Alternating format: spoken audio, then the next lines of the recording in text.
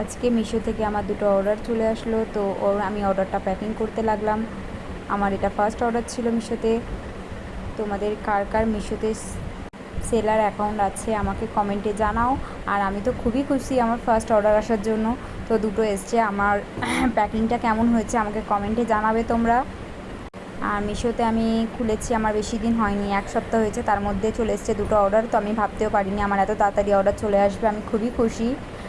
তো আমাকে কমেন্টে জানাবে কারোর কোনো কোশ্চেন থাকলে। তো বাই বাই।